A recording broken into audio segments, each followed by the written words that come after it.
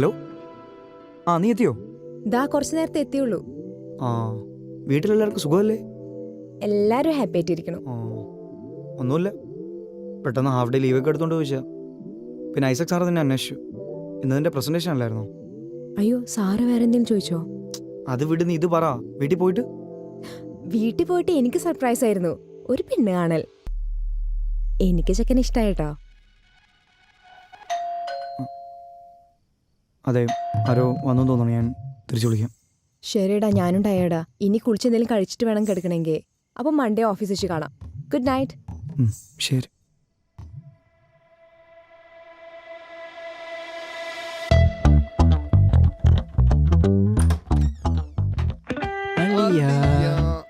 വാ അടിക്കാം. നല്ല തിളച്ച ബീഫ് കരിഞ്ഞ ഫിറ്റായമാർക്ക് എന്ത് കരിഞ്ഞത് എന്ത് തിളച്ചത്. ആ ബോയ്സ് ബീഫ് കേട്ടു. വൃത്തിയുടെ കാലം അങ്ങോട്ട് മാറ്റാ. കുപ്പിയുടെ മെഷർമെന്റ്സിൽ എന്തോ ഒരു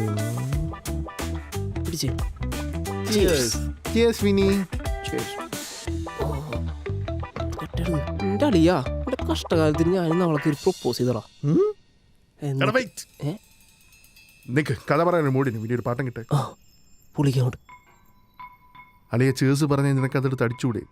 എന്നൊരു പാട്ടം കിട്. അല്ല പിന്നെ ചിയേഴ്സ് പറഞ്ഞിട്ട് അടിക്കാത്ത മദ്യം മനസ്സിന്റെ വെങ്ങലാണ്.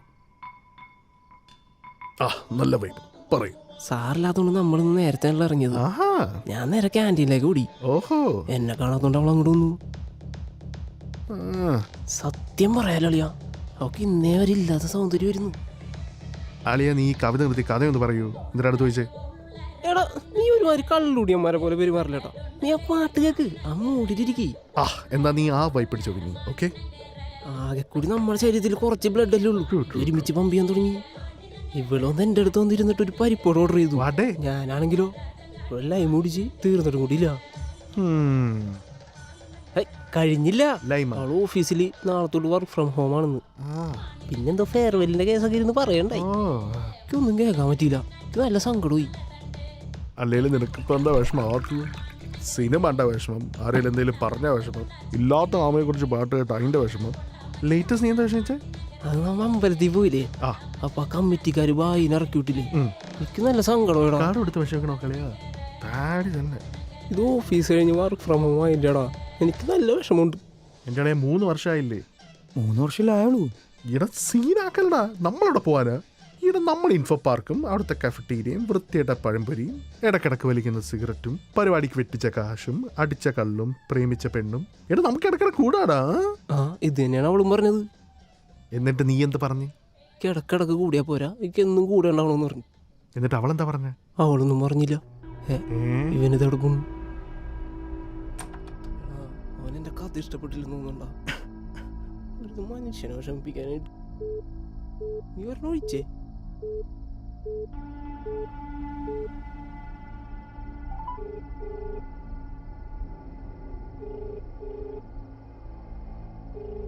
ഹലോ. എന്താടാ, ഞാൻ വേറെ കോളിലായിരുന്നു. ഓ, ഇത് അവനായിരിക്കും അല്ലേ?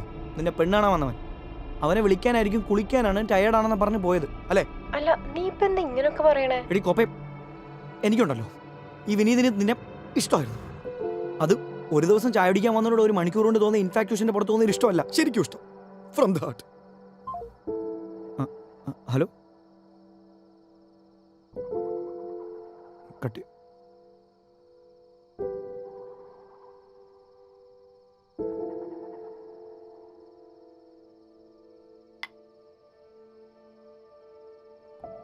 അളിയാ, പണ്ടൊരിക്കൽ കള്ള് തലക്ക് പിടിച്ചപ്പോ ഞാൻ അയച്ചൊരു മെസ്സേജ് കാരണം സ്വന്തം ജീവൻ തുളച്ചിട്ടിരിക്കുന്നവരാണ് ഞാൻ.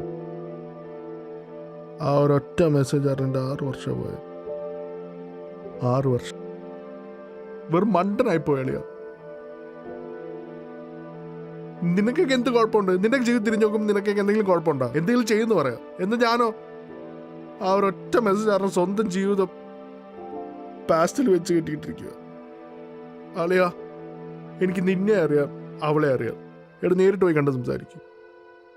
കണ്ണി നോക്ക്. പറ്റുമെങ്കിൽ മൂവ് ഓൺ ചെയ്യും. I hope you understand much. എനിക്ക് വാ, പോവാം.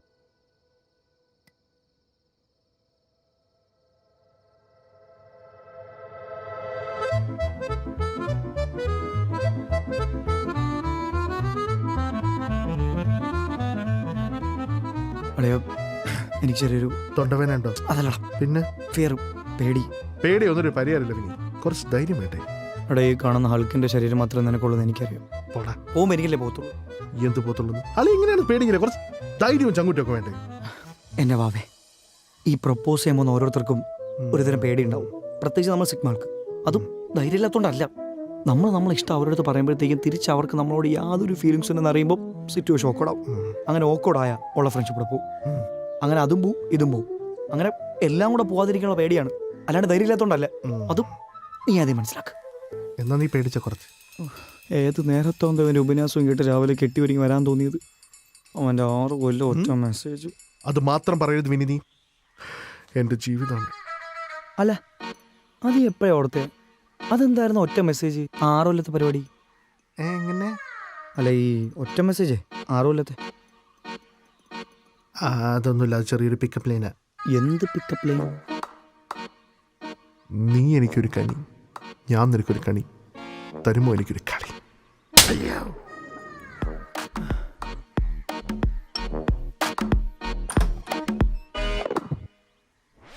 എനിക്കൊരു കാര്യം സംസാരിക്കാനുണ്ട്. ഞാൻ പറയാം. ഞങ്ങൾ കുറച്ച് കാര്യം സംസാരിക്കാനുണ്ട്. നീ വാടാ. നീ പക്കോ, ഞാൻ വരാം.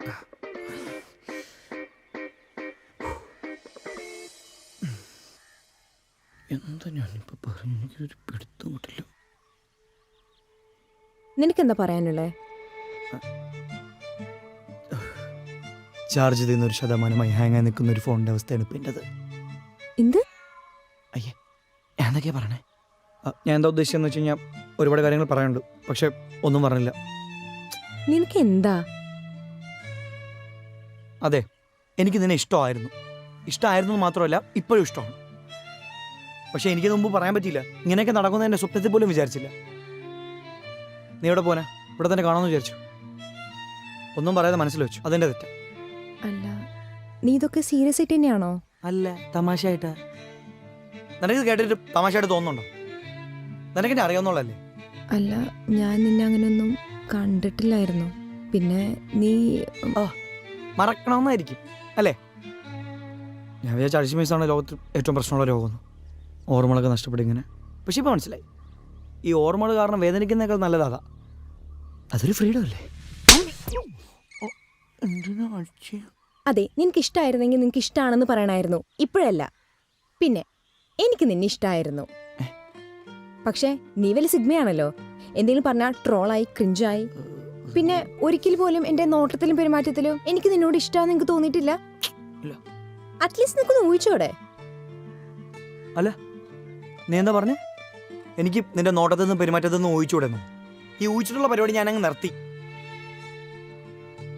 സ്നേഹം കുറച്ച് കഷ്ണങ്ങളായിട്ട് ഇങ്ങനെ പറക്കി വെച്ചിട്ട് അതിൽ സ്നേഹം ഏതാ, കാമം ഏതാ, കെയറിങ്ങും ഉണ്ടോ, അതോ ഇനി മനുഷ്യൻ കണ്ടുപിടിച്ചിട്ട് അത് എന്തെങ്കിലും പണ്ടാറുണ്ടോന്ന് വെച്ചാൽ എനിക്ക് അറിയത്തില്ല. എനിക്ക് മനസ്സിലാവത്തില്ല, അതിനുള്ള കഴിവുമില്ല. നിനക്കെന്നെ ഇഷ്ടമായിരുന്നെങ്കിലേ എൻ്റെ മുഖത്തോക്കി പറയണമായിരുന്നു. ശരി, മുഖത്തോക്കി പറയാം. എനിക്ക് നിന്നെ ഇഷ്ടമാണ്. ഇനി എന്താ?